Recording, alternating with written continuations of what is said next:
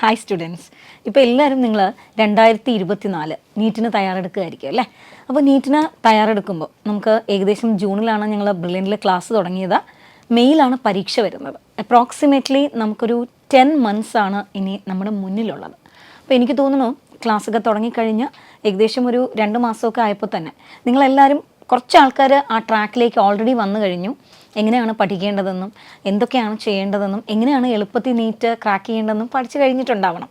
കുറച്ച് ആൾക്കാർ ആ വേയിലേക്ക് വന്നുകൊണ്ടേയിരിക്കുന്നു. കുറച്ച് ആൾക്കാർ ഇപ്പോഴും കുറച്ചൊന്ന് അപ്സെറ്റായിട്ട് എങ്ങനെ വരണം എന്ന് അറച്ചു നിൽക്കുന്നുണ്ടാവാം. അപ്പോൾ എല്ലാവർക്കും വേണ്ടിയിട്ടാണ്, പ്രത്യേകിച്ചും ഇനി എങ്ങനെയാണ് വരേണ്ടത്, എങ്ങനെയാണ് ഞാൻ പഠിച്ചു തുടങ്ങേണ്ടത്, ഓരോ സബ്ജക്റ്റും ഈ 10 മാസം കൊണ്ട് എങ്ങനെയാണ് എൻ്റെ കൈപ്പിടിയിൽ ഒതുക്കേണ്ടതെന്ന് ആലോചിക്കുന്ന കുറേ പേരുണ്ടാകും അല്ലേ? അപ്പോൾ അവർക്ക് വേണ്ടിയിട്ടാണ് ഞാൻ ഇന്ന് പറയുന്നത്. പ്രത്യേകിച്ചും ഞാനൊരു ബയോളജി അധ്യാപികയാണ്. അപ്പോൾ ബയോളജിയെക്കുറിച്ചാണ് ഞാൻ കൂടുതലായിട്ടിന്ന് പറയുന്നത് കേട്ടോ. നമുക്ക് ഈ 10 മാസത്തിൽ പലരും ചോദിക്കുന്ന ഒരു ക്വസ്റ്റ്യൻ ഉണ്ട്, മിസ്സേ ബയോളജി എങ്ങനെയാണ് പഠിക്കേണ്ടത്? അപ്പോൾ ഞാനും ആലോചിച്ചിട്ടുണ്ട്, എങ്ങനെയാണ് പഠിക്കേണ്ടതെന്ന് പറഞ്ഞാൽ ശരിക്കും പറഞ്ഞാൽ അത് ഓരോരുത്തരെയും ഡിപ്പെൻഡ് ചെയ്താണ്ടിരിക്കുന്നത്. എങ്ങനെ പഠിക്കണം എന്നുള്ളതിന് ആദ്യത്തെ ക്വസ്റ്റ്യൻ ഇപ്പോൾ വായിച്ച് പഠിക്കണോ, എഴുതി പഠിക്കണോ, പറഞ്ഞു പഠിക്കണോ, അങ്ങനെ ഒരു തലത്തിൽ ആ ക്വസ്റ്റ്യനെ നമുക്ക് അനലൈസ് ചെയ്യാം. അങ്ങനെ അനലൈസ് ചെയ്യുകയാണെങ്കിൽ ശരിക്കും പറഞ്ഞാൽ നമുക്കത് പറയാൻ പറ്റില്ല. ബിക്കോസ് ചില കുട്ടികൾക്ക് വായിച്ച് പഠിച്ചാൽ പെട്ടെന്ന് മനസ്സിലാവും. ചില ആൾക്കാർക്ക് എഴുതി പഠിക്കാനായിരിക്കും ഇഷ്ടം. ചില ആൾക്കാർ മറ്റുള്ളവർക്ക് പറഞ്ഞു കൊടുക്കുന്ന പോലെ, ഇപ്പോൾ ഞങ്ങളൊക്കെ പഠിപ്പിക്കുന്നത് പോലെ പറയാനായിരിക്കും ഇഷ്ടം. അപ്പോൾ ആദ്യം നിങ്ങൾ അനലൈസ് ചെയ്യേണ്ടത് which way I M comfortable. എനിക്ക് ഏത് വേയിൽ പറഞ്ഞു കൊടുത്താലാണ് അല്ലെങ്കിൽ ചെയ്താലാണ് എനിക്ക് മനസ്സിലാകുന്നതെന്ന് തിരിച്ചറിയുക എന്നുള്ളത് ഒന്നാമത്തെ കാര്യം. അല്ലാതെ നമുക്ക് മിസ്സേ ബയോളജി വായിച്ച് പഠിച്ചാൽ മതിയോ അല്ലെങ്കിൽ എഴുതി പഠിക്കണമെന്ന് ചോദിച്ചാൽ ഡെഫിനറ്റായിട്ടും അത് ഒരാളുണ്ട്. കാരണം കഴിഞ്ഞ ഒരു 12 വർഷമായിട്ട് നിങ്ങൾ പഠിച്ചുകൊണ്ടിരിക്കുന്ന ഒരു വേ ഓഫ് മെത്തേഡ് ഉണ്ട്. അത് പെട്ടെന്ന് മാറ്റി ഒരു പുതിയ മെത്തേഡിലേക്ക് പോകണമെന്ന് ഡെഫിനറ്റായിട്ട് ഞാൻ പറയുന്നില്ല. കാരണം ബിക്കോസ് നമ്മൾ വന്ന വഴി നമുക്ക് ഭയങ്കര കംഫർട്ടബിൾ ആയിരിക്കും അല്ലേ? അപ്പോൾ ആ വഴിയെ പോകുമ്പോഴായിരിക്കും നമുക്ക് മുന്നോട്ട് പോകാൻ എളുപ്പം. അപ്പോൾ കുഞ്ഞുങ്ങൾ എന്താ ചെയ്യേണ്ടതെന്ന് വെച്ചാൽ, first of all just analyse what I have to do. നിങ്ങൾ എന്താ ചെയ്യേണ്ടതെന്ന് നിങ്ങൾ മനസ്സിലാക്കണം. മനസ്സിലാക്കിയതിന് ശേഷം പിന്നെ നമുക്ക് പഠിത്തത്തിലേക്ക് തിരിയാം. ഇപ്പോൾ പഠിത്തത്തിലേക്ക് തിരിയാന്ന് പറയുമ്പോൾ ഞാൻ എൻ്റെ കയ്യിൽ ബയോളജി ടെക്സ്റ്റ് ഉണ്ട് കേട്ടോ. ഞാനിപ്പോൾ +2 ടെക്സ്റ്റാണ് എടുത്ത് വെച്ചിരിക്കുന്നത്. ഈ +2 ടെക്സ്റ്റിൽ എൻ്റെ സബ്ജക്റ്റ് നിന്ന് ഞാൻ പഠിച്ചതൊക്കെ ബയോടെക്നോളജി ആയതുകൊണ്ട് അതിനോടൊരു ഇഷ്ടമുള്ളതുകൊണ്ട് ഞാൻ ബയോടെക്നോളജി വെച്ചിട്ട് തന്നെ പറയാം. ഞാനിപ്പോൾ ബയോടെക്നോളജി എടുക്കുകയാണ്. അപ്പോൾ ബയോടെക്നോളജി എടുക്കുമ്പോൾ നിങ്ങൾ ആദ്യം ചെയ്യേണ്ടത്, ബയോടെക്നോളജി എന്നല്ല ഏത് ചാപ്റ്ററും എടുക്കുമ്പോൾ ആദ്യം ചെയ്യേണ്ടത് ഇതിൻ്റെ ഫസ്റ്റ് പേജ് തൊട്ട് NCERT ടെക്സ്റ്റ് ബുക്ക് വായിക്കുക എന്ന് പറയുമ്പോൾ ജസ്റ്റ് ഒരു റോ റീഡിങ് അല്ല. ചുമ്മാ ഓരോ സെൻറ്റൻസും ഇപ്പോൾ biotechnology deals with the technique of using ഇങ്ങനെ വായിച്ചു പോയിട്ട് ഓരോ സെൻറ്റൻസിലും എന്താണെന്ന് ഒന്ന് റീതിങ്ക് ചെയ്യുക. ഒരു പ്രാവശ്യം ഇപ്പോൾ നമുക്ക് ഈ ഫസ്റ്റ് പേജ് വായിച്ചു കഴിയുമ്പോൾ തന്നെ ഈ ഫസ്റ്റ് പേജിൻ്റെ കോണ്ടന്റ് എന്താണെന്ന് നിങ്ങൾ മനസ്സിൽ അനലൈസ് ചെയ്യുക. അപ്പോൾ ഇവിടെ ഫസ്റ്റ് പേജ് വായിക്കുമ്പോൾ നമുക്ക് ആകെ കൂടെ കിട്ടുന്നത് ഒരു ഡെഫിനിഷൻ ഓഫ് ബയോടെക്നോളജിയാണ്. അതിൽ നിന്ന് ആകെ വരാനുള്ള നമുക്ക് ചാൻസ് എന്ന് പറയുന്നത് EFB പറഞ്ഞ ഡെഫിനിഷനാണ്. അപ്പോൾ നമ്മളത് വായിക്കുമ്പോൾ നമ്മുടെ മനസ്സിലും ഇതിൽ നിന്ന് വരാനുള്ളൊരു ക്വസ്റ്റ്യൻ EFB പറഞ്ഞൊരു ഡെഫിനിഷനാണ്. സോ അതാണ് ഞാൻ പഠിക്കേണ്ടത്. സോ ഒരു പേജ് വായിക്കുമ്പോൾ തന്നെ അതിനകത്ത് എന്ത് കോണ്ടന്റ് ആണുള്ളത്, അതിൽ നിന്നും എന്താണ് ചോദിക്കാൻ പറ്റുന്നത് എന്നുള്ള ഒരു തോട്ട് നിങ്ങളുടെ മെമ്മറിയിലേക്ക് വരണം. അങ്ങനെ വരുമ്പോൾ ഓക്കെ, ഈ ഫസ്റ്റ് പേജിൽ നിന്ന് EFB പറഞ്ഞ ഡെഫിനിഷനാണ് ബയോടെക്നോളജിയുടെ. പിന്നെ കുറച്ച് മോഡേൺ ബയോടെക്നോളജി അല്ലെങ്കിൽ ട്രഡീഷണൽ ബയോടെക്നോളജി ആ ഒരു ഡിഫറൻസ് പറയുന്നുണ്ട്. അപ്പോൾ ശരിക്കും നിങ്ങൾക്ക് വീട്ടിലെ കാര്യങ്ങളുമായിട്ടൊക്കെ ഒന്ന് ആലോചിക്കാം. ഇപ്പോൾ മോഡേൺ ബയോടെക്നോളജി വീട്ടിലെ കാര്യങ്ങൾ ആലോചിക്കാം എന്ന് ഞാൻ പറയുമ്പോൾ, ബയോടെക്നോളജി വെച്ചിട്ട് പറയുമ്പോൾ ഇപ്പോൾ തൈരുണ്ടാകുന്നു, അല്ലെങ്കിൽ മാവ് പുളിക്കുന്നു, പഴങ്കഞ്ഞി ഉണ്ടാകുന്നു, ഇതൊക്കെ നമ്മുടെ വീട്ടിലൊക്കെ നടക്കുന്ന കാര്യമല്ലേ? അപ്പോൾ അങ്ങനെയുള്ള കാര്യങ്ങളിലെല്ലാം ഒരു റിയാക്ഷൻ നടക്കുന്നു, ഒരു ആക്ടിവിറ്റി ഉണ്ട്. മോഡേൺ ബയോടെക്നോളജിയിൽ നമ്മൾ മെഡിസിൻ ഉണ്ടാക്കുന്നു എന്നൊക്കെ പറയുമ്പോൾ നിങ്ങൾക്ക് തന്നെ ഒന്ന് ലൈഫുമായിട്ട് ചേർന്ന് ആലോചിക്കാം. അങ്ങനെ ആലോചിച്ച് ഒരു പേജ് സെറ്റാക്കി കഴിഞ്ഞ് പതുക്കെ നിങ്ങൾ അടുത്ത പേജ്, അപ്പോൾ അടുത്ത പേജ് മറിക്കുമ്പോൾ നിങ്ങൾക്ക് തന്നെ അറിയാൻ പറ്റും അതിനകത്ത് bio process engineering, genetic engineering, അങ്ങനെ gene cloning, origin of replication, അങ്ങനെ കുറേ ടേംസ് ഉണ്ട്. സോ നിങ്ങൾ ഓരോ ചാപ്റ്ററും വായിക്കുമ്പോൾ, ബയോടെക്നോളജി എന്നല്ല ബയോളജിയുടെ ഓരോ ചാപ്റ്ററും വായിക്കുമ്പോൾ ആദ്യം ചെയ്യേണ്ടത് ഓരോ പേജും അല്ലെങ്കിൽ ഓരോ ടോപ്പിക്കും വായിച്ച് നിർത്തുമ്പോൾ, പേജ് എന്ന് ഞാൻ പറയുന്നില്ല, ഓരോ ടോപ്പിക്കും വായിച്ച് നിർത്തുമ്പോൾ ആ ടോപ്പിക്കിൽ നിന്ന് എന്തൊക്കെ ക്വസ്റ്റ്യൻസ് വരാൻ സാധ്യതയുണ്ട്. Better way just write it in a paper. ഇപ്പോൾ ഫസ്റ്റ് പേജ് വായിച്ച് കഴിയുമ്പോഴേക്കും അതിൽ നിന്ന് ഒരു 50 കീവേഡ്സ് അല്ലെങ്കിൽ ആ വേർഡ്സ് മാത്രം എഴുതി വെച്ചാൽ മതി. എൻറ്റയർ കാര്യങ്ങൾ നിങ്ങൾ എഴുതി വെക്കണം എന്നില്ല. ഇപ്പോൾ first EFB definition, second genetic engineering, 3 gene cloning, 4 origin of replication, അങ്ങനെ മാർക്ക് ചെയ്ത് കുറച്ച് പേരുകൾ നിങ്ങൾ എഴുതി വെക്കുക. അങ്ങനെ എല്ലാ ടോപ്പിക്സും കഴിഞ്ഞ് നിങ്ങൾ ഈ ചാപ്റ്റർ വൈൻഡപ്പ് ചെയ്യുമ്പോഴേക്കും, അതായത് നിങ്ങൾ ഈ ചാപ്റ്റർ കംപ്ലീറ്റ് പഠിച്ചു കഴിയുമ്പോഴേക്കും നിങ്ങളുടെ കയ്യിലുള്ള പേപ്പറിൽ കുറേ കീവേഡ്സ് കുറേ കാണും. ഒന്നുകിൽ ആ വേർഡ്സ് ആൻസറായിട്ട് വരുന്നവയായിരിക്കാം, അല്ലെങ്കിൽ അതൊരു ക്വസ്റ്റ്യൻ ആയിട്ട് വരുന്നവയായിരിക്കാം. അപ്പം നിങ്ങൾക്ക് തന്നെ നിങ്ങൾക്കൊരു സെൽഫ് അനാലിസിസ് നടത്താൻ പറ്റും. ഞാൻ എത്രത്തോളം പഠിച്ചിട്ടുണ്ട്, ഓരോ പേജിൽ നിന്നും എന്തൊക്കെ വരാനുള്ള പോസിബിലിറ്റി ഉണ്ടെന്ന് പഠിച്ചിട്ടുണ്ട്.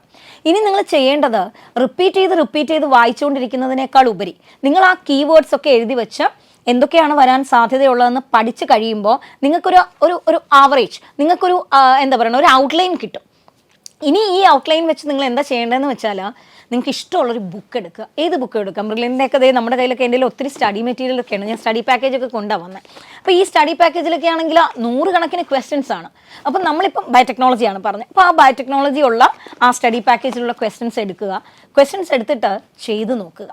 ക്വസ്റ്റ്യൻസ് ചെയ്ത് നോക്കുമ്പോൾ 2 കാര്യങ്ങളാണ്. ഒന്ന്, നിങ്ങൾ ഓരോ ക്വസ്റ്റ്യനും കൺസ്യൂം ചെയ്യുന്ന ടൈം, അത് നിങ്ങൾ ഡെഫിനറ്റായിട്ടും ഒരു ഫൈനൽ എക്സാം എഴുതുന്ന അതേ ഇൻറ്റൻസിറ്റിയോട് അല്ലെങ്കിൽ അതേ സീരിയസ്നെസ്സോടുകൂടി നിങ്ങൾ തുടങ്ങുക. അപ്പോൾ നിങ്ങൾക്കിപ്പോൾ ഒരു 30 ക്വസ്റ്റ്യൻ ആണ് നിങ്ങൾ ചെയ്യുന്നതെങ്കിൽ ജസ്റ്റ് 8 for 30 minutes. കാരണം ഫസ്റ്റ് ആണ്, അതുകൊണ്ടാണ് 30 minutes കൊടുത്ത് ചെയ്യാൻ പറയുന്നത്.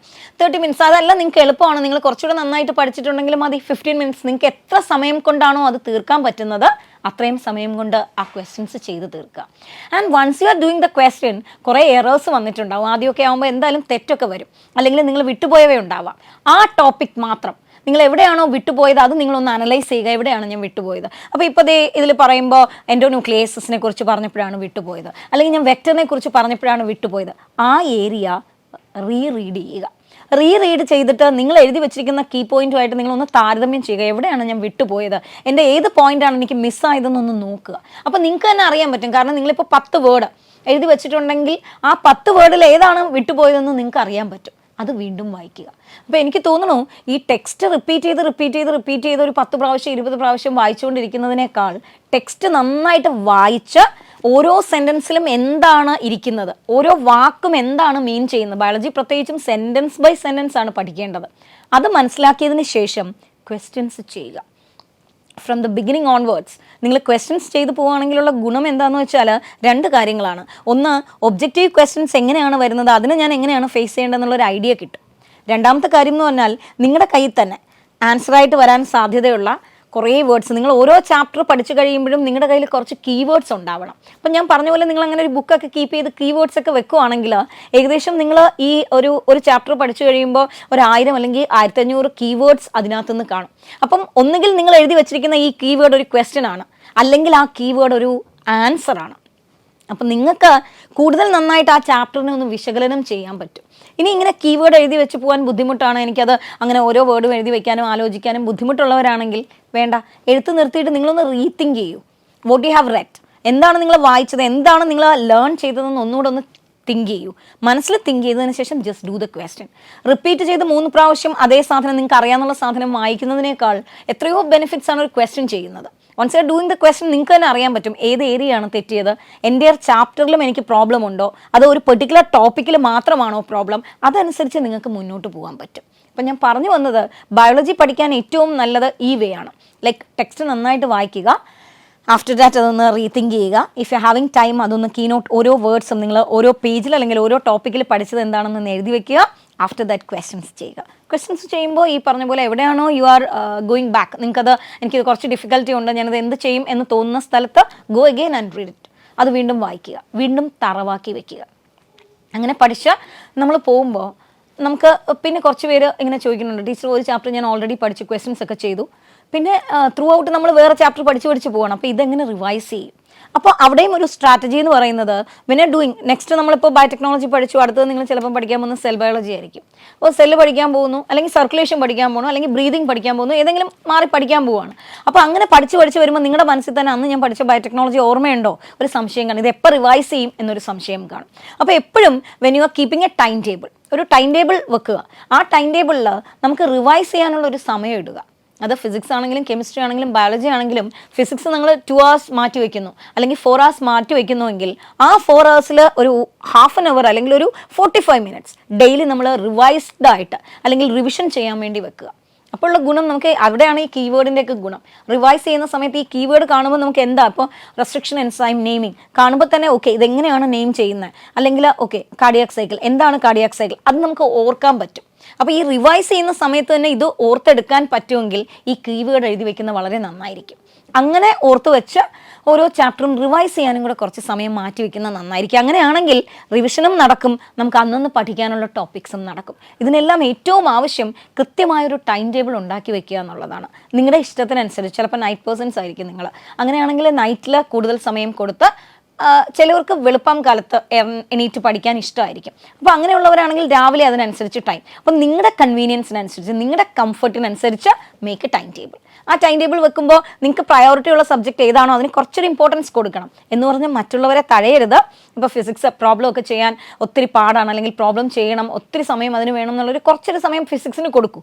എന്ന് പറഞ്ഞ് കെമിസ്ട്രിയും ബയോളജിയും വിട്ട് കളയരുത്. അപ്പോൾ നിങ്ങൾ തന്നെ നിങ്ങളുടെ ഇഷ്ടത്തിനനുസരിച്ച് ടൈം ടേബിൾ സെറ്റ് ചെയ്ത് വെച്ച് ആ ടൈം ടേബിളിൽ റിവിഷൻ നടത്താനുള്ള ഒരു സമയം, പ്ലസ് നിങ്ങൾക്ക് ഈ പറയുന്ന പോലെ അന്നുള്ള കാര്യങ്ങൾ പഠിക്കാനുള്ള ഒരു സമയം വെച്ച് പോയാൽ നമുക്ക് ഭയങ്കര ഈസി ആയിട്ട് ബയോളജി കൈപ്പിടിയിൽ ഒതുക്കാം. ബയോളജി എന്ന് പറഞ്ഞാൽ അതിനകത്തുള്ള കോണ്ടന്റുകൾ, അതിൻ്റെ കോൺസെപ്റ്റുകൾ മനസ്സിലാക്കി അനലൈസ് ചെയ്യുക എന്നുള്ളതാണ്.